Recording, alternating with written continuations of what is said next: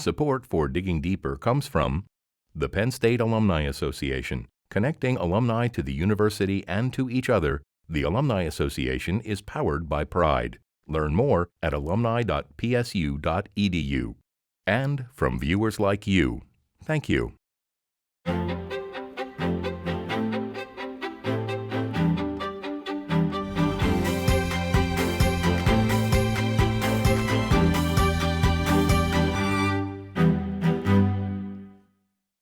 Hi, I'm Robert Johnson. Fraternities and sororities, collectively known as Greek life, are a prominent part of campus life at many American universities. Greek organizations often have scholastic and philanthropic interests, but mostly they operate as social organizations. Acceptance into a fraternity can often include some kind of initiation ritual. Sometimes these rites of passage can go too far and cross into hazing. In 2017, 4 fraternity pledges died during alleged hazing incidents. In this episode of Digging Deeper, Penn State President Eric Barron talks to Special Assistant to the Vice President for Student Affairs, Stephen Veldkamp, and Jim and Evelyn Piazza, the parents of Timothy Piazza, who tragically passed away during an alleged hazing incident at Penn State. Timothy's death sparked a national debate about fraternity hazing and has led to changes in Greek life across the country. Well, first of all, I really want to tell you how much I appreciate the fact that you're here on the show. This is a conversation that in my mind is incredibly important, and it's incredibly important for a lot of people to hear it. Penn State is trying to do a lot of things. We make this list of about 15, and it includes much stronger educational programs. But I've been telling people that I've been talking to today about it, that the message that the two of you give directly to the student leaders in Greek life may have the most profound impact. So perhaps you could just describe what it is that you will try to get across as the message. I think the message we're trying to get across to the students is that our son was just like one of them, just like their brother. He was a good guy. He wasn't a risk taker. He was the kind of guy that would help people, protect people. And this tragic thing happened to him, and it left a significant void in our life. And they should think about that before they engage in any of that egregious or chaotic behavior. They should think about, would they do some of the things that happened to Tim to their own brother? And then, we're obviously going to go into some, of the punitive issues associated with hazing as well. And they should think about what that could do to their life financially, career-wise, potential, jail time and all that. We're trying to create a deterrence both emotionally and through legal means as well. Mm-hmm. Evelyn, you have something to add there that you would like? And also just so they realize that everybody is just as important and just as loved as they are. Mm-hmm. So that they really do need to look out for each other. So Steve, you have a tremendous amount of experience in Greek life issues. How do you think this message will be received by our students? Yeah, very well. And we have a lot of students, and I was expressing this to Jim and Evelyn, that are right with them in the change, and they've been trying to lead within their organizations to create better organizations that don't haze. I would say we got a third that are in the middle, that are maybe skeptical or have one foot in the past and one foot in the future. And then we've got a cadre of organizations, as our student leaders tell us, that they're playing the same old, and probably need to leave campus like so many have, right? Yeah. With higher we have had a lot that have left campus, yeah, and I'm hoping it's going to bottom out and that this new set of leaders emerges, because I do get the sense more and more of them are getting it. Yes. But we have holdouts.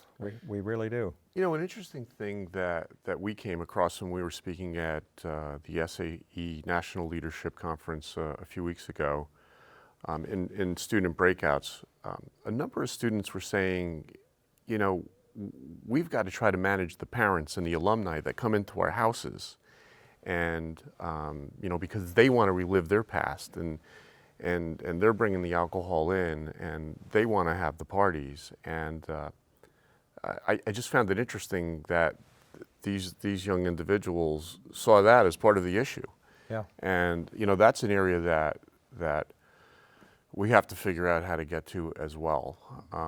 You know, I know in our particular situation, the alumni of that house were problematic, and it seems like, you know, there's other situations where that is fairly prevalent, and these young individuals who are in the SAE fraternity were concerned about it. Yeah, and we see several of those examples ourselves. I don't know whether you want to comment, but we've seen a lot of pressure from.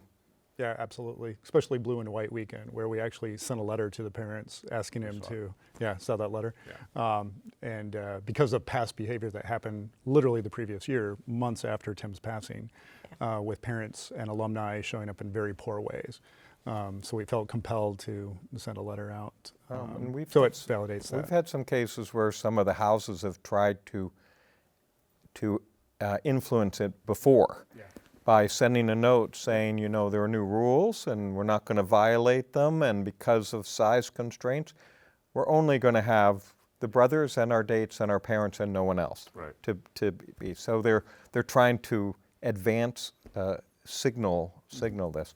So if the two of you, look over the whole landscape of things that are being done, like deferred recruitment, like changing the size of part. If you look at those, what do you see as the most essential to influence behavior? Well, I think it's going to be a cultural change over a number of years. It's not going to change overnight. You know, I think I've said to you in the past, this is a collaborative effort. We need the universities, the national fraternities, the legislators to change the laws, the court systems to enforce the laws, and then ultimately the individuals. And we're going to try to touch as many as we can, the individual students, not just us, the other families that have been working with us.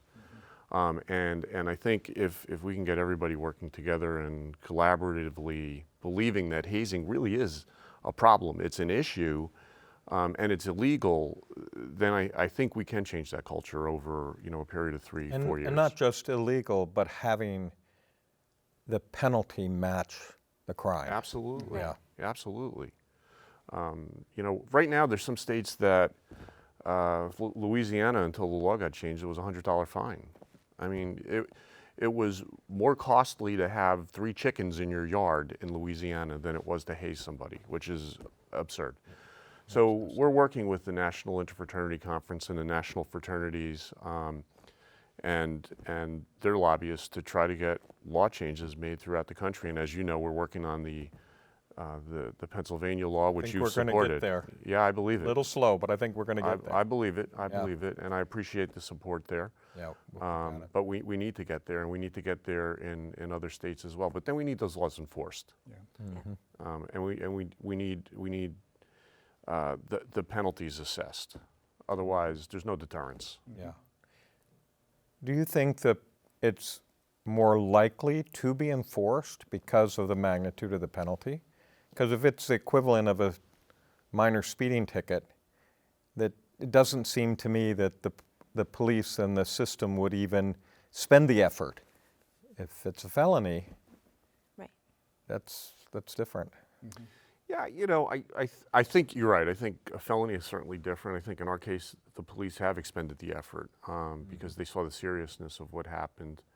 But I do believe as the laws get stiffened, it's going to be a lot harder to not enforce. Yep.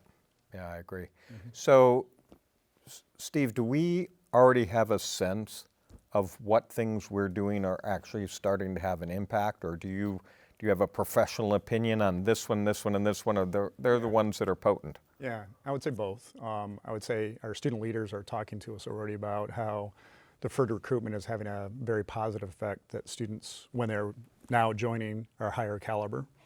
They're ready to take leadership roles. They're ready to be part of the change. Hashtag be the change is something that our IFC current leaders are talking about. We just had them this weekend create a visioning statement that they talked about values-based recruitment and creating a culture of care amongst their members and their chapters. So we have great student leaders, phenomenal student leaders that are, I would say, are the new wave that will hopefully carry us through this. Again, not all perfect, and there's some holdouts in that conversation. As far as nationally, I would say that, again, from the idea of better hazing laws across all states, and ideally federal. I mean, I would say that really needs to happen, that it shouldn't just be left up to the states to decide this. But if that could occur, then I would say we'd be in a much different situation for campuses and our codes of conduct in terms of how we also handle that. So that system-wide or all-together linking arms on what the definitions of hazing, the consequences of hazing, would be extremely beneficial. I think also, and President Barron, you've been very outspoken about the national scorecard or geek scorecard. That level of transparency across will also be very helpful. Some campuses are doing it, some not. What they're putting out there is all a little different, but that would be, again, great for students and parents when they're deciding to join. What's the track record? What does this organization look like last year and the year before? That would be very beneficial. Well, and for presidents to capture the difference between a local chapter that they have a problem with, that you might deal with one way, and something that's a national issue, which tells you that you have to go higher into the organization because their oversight is not playing a role. Now, the two of you have not just tried to affect change here, but you've decided that this has to be a national effort. Just as we're looking at a national scorecard, you have worked to contact other parents, to talk to other schools. So perhaps you could describe your motivation in doing so and what it's like to be linking arms with the other parents across this nation that have experienced a tragic circumstance. It was incredibly supportive to deal with the other parents and to know them and become friends with them and know their kids' stories.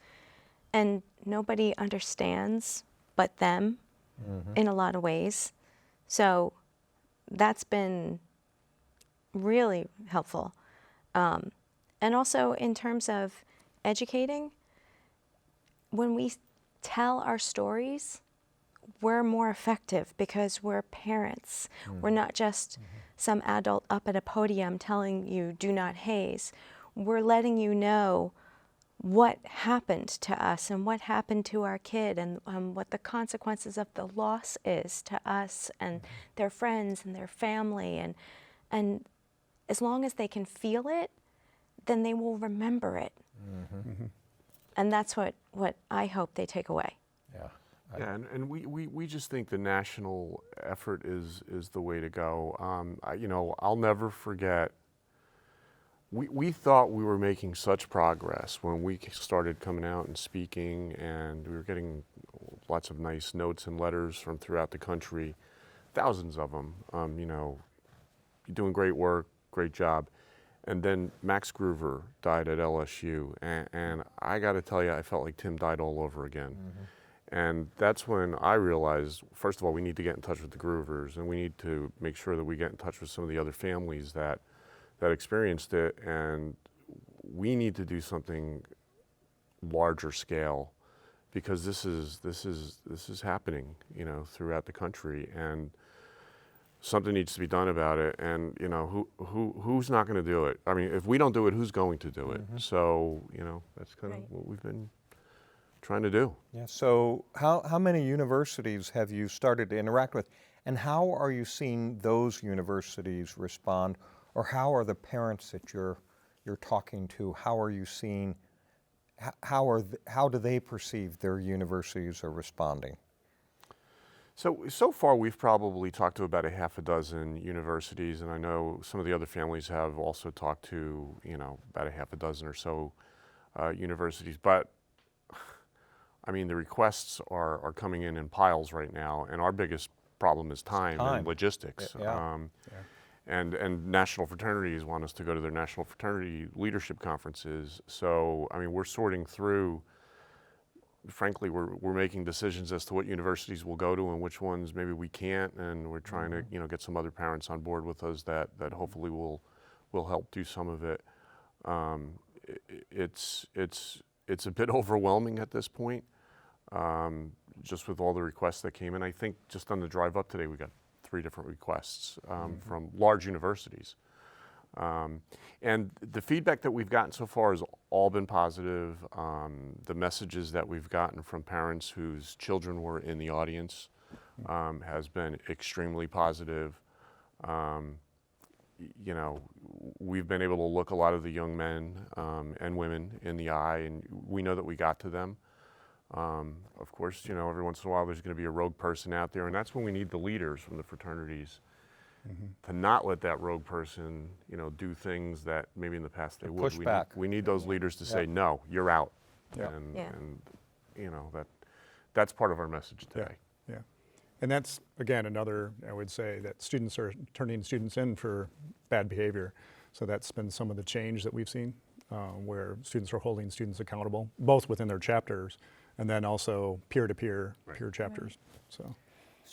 So it's interesting with the Greek scorecard, which is something that I have been pushing to add this level of transparency. I talked to 30 students last night about this. They were looking at the scorecard, and I was asking them as a parent or as a student, would they use it to make a decision? And what would they use? Now, the interesting thing about it is that they thought the GPA was very important, and especially of the younger members, so that they would understand whether there was a penalty that they were about to pay. And the next thing they said is they wanted to see service and philanthropy because they thought it was a signal of whether or not you were actually living the mission that you were writing in your statement. So I thought that was a really kind of interesting comment. But they also said, will parents look at it? Will parents, here with all of this media presence, the national news that it makes, the degree and level of scrutiny that occurs locally, regionally, and nationally, what can we do so that the parents actually are participating in this? I know you're interacting with a lot of parents, but I thought it was very interesting that the students said this is what we would do, but what will parents do? Well, I looked up Beta Theta Pi. Yeah. And I was reassured by what I read online. Yeah. So I was comfortable that Tim made a good choice.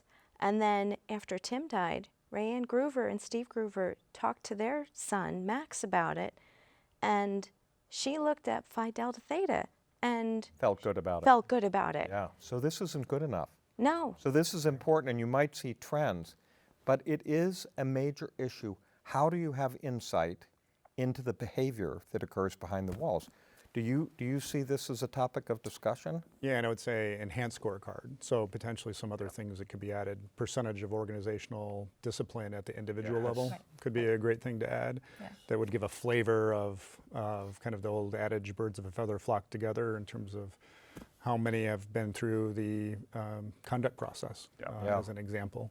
And some other things that I think might be able to, and I think keen insight from the students last night, that service, and if they're actually doing some meaningful service and engagement, it could be another, it's not foolproof, but it could be a good sign that students are engaged in positive things and impactful things for the community. What they're spending their time on. Right, the dignity and worth of other human beings, they might not be hazing each other. So if that can become something in the scorecard.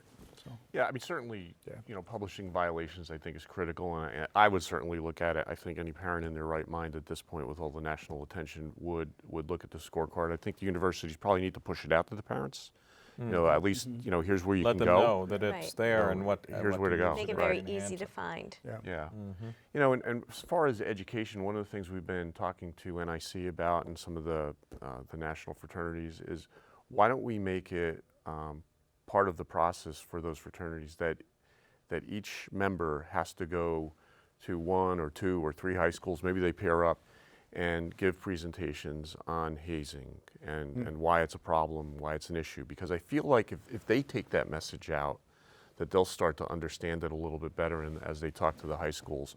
And if you could do that, if you can get every member of a fraternity or a sorority, even if they go in pairs, to hit high schools, I mean, you're going to hit thousands upon thousands of high schools throughout the country. Now you're getting a message out. And if it's a you're peer. if you're going to be a teacher, you need to internalize that and project out what you're saying. Right. Dr. Kathleen Allen at the University of Maine would agree with you because of her study of high school hazing and how prevalent it is, especially within sports clubs Yep. and varsity athletics, and how many of those students then are becoming, once they come to college, members of our fraternities and sororities. So great idea. Right. So, this is a question that perhaps if I were more politically inclined, I wouldn't ask. How do you assess how Penn State's doing? We watch Penn State fairly closely, right? Yes. I have gotten that impression with all of the number of times we communicate. Yeah. So I think you've done a nice job of implementing a number of things, and there's a number of things that you said you would implement, and frankly, I don't know where you're at with that yet, but I do look forward to learn. I do recall that there were some things that maybe we didn't fully agree on either, and look forward to further conversations there. But I do feel like the message is out at Penn State. Obviously, we know a lot of people from the Penn State community. I think we've met a lot more than I ever thought I'd know at this point, and they believe that there's positive steps being made. But I think there's still work to do, and I think there's still situations going on campus that I hear about. So there's work to do, but I will look forward to working further with you on that. And I do really appreciate the national scorecard and all you've done with the leaders of other universities to try to move this forward nationally as well. And I think that's really important. I do appreciate. We still have our work cut out Yeah. for ourselves. What's Steve's your assessment? Yeah, well, since being here since March, I would say new measures and implementing those new measures are creating positive change, but it's going to take a while, right? We're just not even a year into some of those things. Right. And so, but we're already seeing positive results. And again, it's great when students are articulating those results, right? So it's not just administrators thinking about it, but a long way to go. Because again, I say it's the law of thirds, right? Which I kind of replay to y'all, and again here, that we still have a third that are making really poor decisions and do not want to make change. And some, when you talk to the students that are part of chapters that do want to make change, they talk about the struggle and an internal struggle with their older members that say, this is not what I signed up for. I signed up for the party. And we're going to party on through. So it's a lot of inner turmoil that our student leaders are carrying right now. It's interesting. Well, you got to have those conversations to change, and you wish it would go faster. I also want to ask you, I think our audience would be interested in that you've established the Timothy J. Piazza Memorial Foundation. Tell us what it is and what you're trying to accomplish with the foundation. Well, the foundation was formed to raise funds for prosthetics for children, soldiers, people in need who can't otherwise afford it, and just to help make them whole again, so that they can continue to be like a normal kid and ride a bike and swim or run.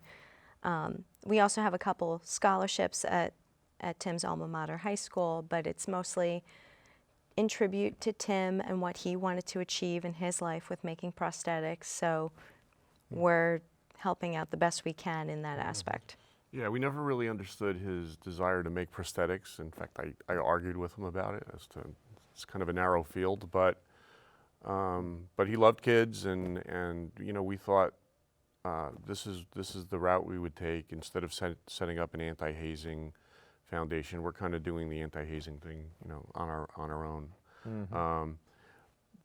But we've had a fabulous response from people. I mean, we've been in business, so to speak, less than a year and a half, and I think we've raised over $400,000 already, and we've been able to change lives already, which is really important to us, because I believe it would be really important to Tim. Mm-hmm. Mm-hmm. And speaking of you spending your time on anti-hazing, you've been nominated for an anti-hazing award, national award. What is that award? The Hank Newer Award is named after Hank Newer, who's a journalist, and he's been devoted to the anti-hazing effort for years. He's maintained a log online. He's written several books. So it's good to know that people feel like we're making a difference. Mm-hmm. Yeah, we feel honored by it, Yeah. and appreciate it very much. But we're not doing it for an award. No. Yeah, You know. of course not. Of course not. So it just seems like our time just went so fast. Maybe you could just say, at the beginning of the program, you said it's going to take years. So 5 years from now, if you look at where we are, where do you think we'll be? I hope that we will be in a position where we haven't seen a hazing death in several years, and I hope we'll be in a position where hazing is more of an anomaly rather than a norm. And I think if we can get there, we will feel like we've been somewhat successful. But you know, truth will come in the end. It will. Mm-hmm. Well, I can't tell you how much I appreciate the fact that first you're at Penn State to talk to our students, because I do think you'll have a profound impact, and second, that you would join me, all three of you would join me, so that a broader segment of our community can start to think through this. So thank you. Yeah, thank you. Support for Digging Deeper comes from the Penn State Alumni Association, connecting alumni to the university and to each other. The Alumni Association is powered by pride. Learn more at alumni.psu.edu. And from viewers like you, thank you.